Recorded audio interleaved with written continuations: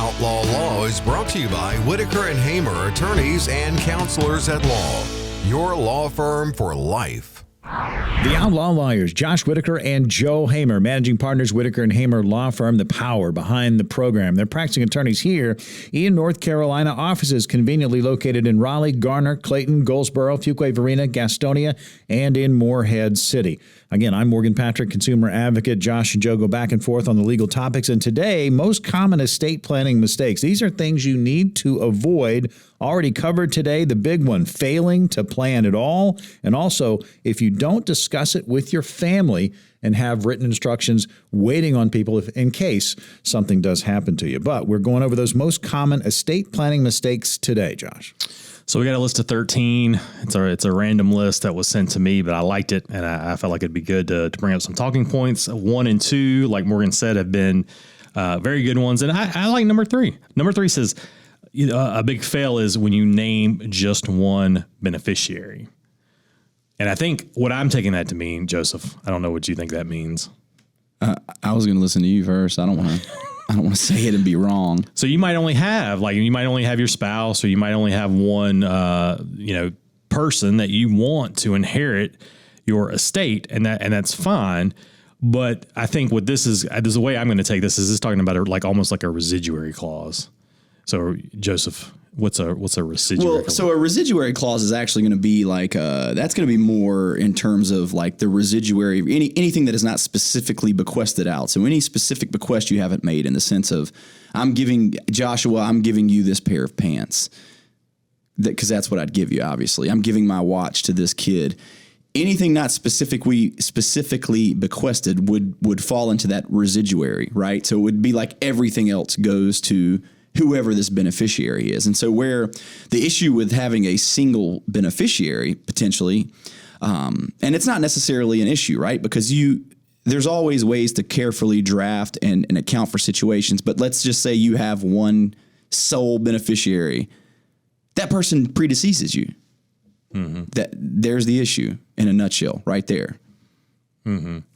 I don't like this one as much now as I did when I first talked about it, but yeah. And because it's true and it's not at the same time, because there's ways you can have some people genuinely will only have a single beneficiary. Like that is just the nature of some people's lives. There's one family member or one person they care about. So they may not have anyone but that one beneficiary. But what's important is to have what we call a remote contingent beneficiary, which is basically if all else fails. So say you have 10 beneficiaries, every single one of them dies. They leave no descendants. They leave no heirs that you can also leave the assets to. You get to a point where it's like you've run afoul of every other option. What do you do? And that's where that remote contingent beneficiary comes into place. And a lot of times that may be a charitable organization for folks. It's just someone as opposed to the alternative of potentially what happens to those funds if there's nobody, Josh? Well, that's a good question. I've never actually run into that. So I've never run into that where we didn't figure out where it was going to go. We talked about a residuary clause. That's when you have a specific devise in your will and it fails. For whatever reason, you fell for a lot of things, but that would. I'll tell you where it goes, Josh, and that's the state of North Carolina. Yeah, it's going to sheet to the state. That's what happens when you run afoul of every other option, and that's a bummer, man. Because I love this state, right? I love our great state. Mm-hmm. But I ain't trying to leave my inheritance to this great state, Yeah, they're getting enough. They're getting enough, man. They're getting enough. They're getting the taxes off of my double sausage and cheese croissant sandwiches will power the state through the sales tax. Anything. You'll help us. You'll help North Carolina become a leader in like green energy. Yeah, for sure, man. Those things, God, they're so. Something about putting a sausage with a croissant. Boy, you're just fantasizing now. You've done so well on your diet. Yeah. You're just putting it out there verbally. I've got this thing. I'll do my diet until one person compliments me. And then I'm like, I got to get fat again so I can get that feeling back, right? Well, you can go eat after the show. I complimented you to open the show. Oh, trust me. That's where I'm at, man. I'm ready to go on a downward spiral. I'm ready to get bigger than ever. Back in the day, you used to do like a 2-for-1 on those. You're going to have to trust me. That's not news to me, brother.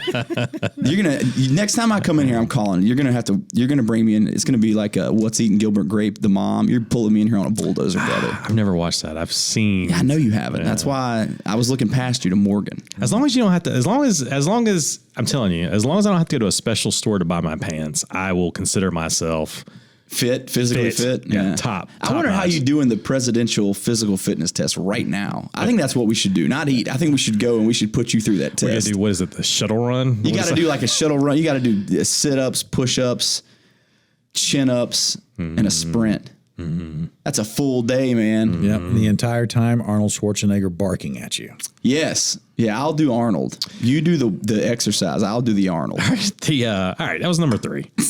That was number 3. Number 4. And hey, this is a good one too. Number 4, forgetting about power of attorney or healthcare representatives. That's a good one right there. Because a lot of people will, there's laws that govern, and sometimes you can get away with writing your own will. There's some witness requirements and things like that, but it's really hard to do your own power of attorney. It's really hard to do your own healthcare power of attorney.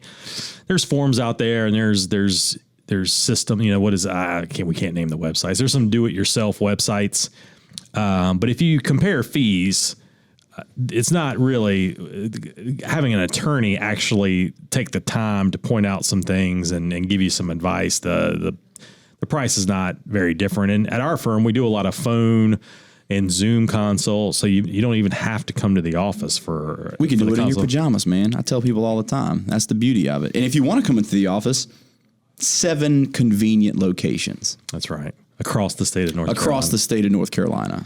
So we're always happy to talk to you. If you don't want to talk to us in person, that's okay. We won't have our feelings hurt. But we do a lot of phone consults and a lot of Zoom. Zoom's a crazy thing that took over a couple of years ago. It sure did, man. But back to the actual fail. Like a lot of people conceptually, you'll hear estate plan and folks oftentimes think just will. Trust something that doesn't matter unless I'm dead. But there's a whole entire aspect of that estate plan that's going to matter when you're alive, and that's another important thing that we got to keep in mind. And that's again why you come to an attorney to talk through all those things and your needs. Yeah, and a quick reminder, we talk about it a lot. It comes up a lot. Power of attorneys come up a lot, but you want a power of attorney in place. So if the time comes where you're unconscious, you're unable to handle your day-to-day affairs, whatever the reason may be, that someone can step in and do that once you are unable to do it for yourself. And it's too late once you're unable to do it for yourself. You can't sign a POA. You can't sign anything. And that's when your heirs have to go down to the courthouse and apply to become your guardian and kind of have a hearing on your capacity. And, power of attorney is a very cheap alternative to that and very easy. And once you've done it, it's there, ready for action if you ever need it. Maybe you never need it, but it's there. And the same thing with the healthcare power of attorney. If you can't make your medical decisions, it tells doctors who's going to make those decisions for you. Even if you're married, even if your spouse is that person, is very handy to have because you can also put backups, and it's got spots for information, phone numbers, things like that. And then you even combine that with an advance directive, which some states, it's a living will in North Carolina, kind of an advance directive that tells everybody what you want to happen in some end of life situations. I think we got time for one more before the break, man. I think we can do it. All right. So that was number 4. Was it number 4 or 5? It was number 4. Okay. All right. It was number 4. Number 5. We got to pick up some steam on these. Forgetting about final arrangements. Yeah, I think the people who made this list are running out of steam at this point. So there's some good ones. The next one's really good, but we're not going to save it. Real quick to touch on this one, like, yeah, here's the thing. Well, it's like cremation or burial. Cremation. Well, it goes beyond that. So what we do, which is obviously the best way to do it. We're going to give you a whole portfolio, estate planning portfolio. It's going to have a lot of helpful information. It's going to all these things we're talking about. We're going to summarize it for you. We're going to make it easy. We're going to make it where you can walk out of here and know exactly what to do with your estate plan for safekeeping, for putting it in the right place, for informing people correctly.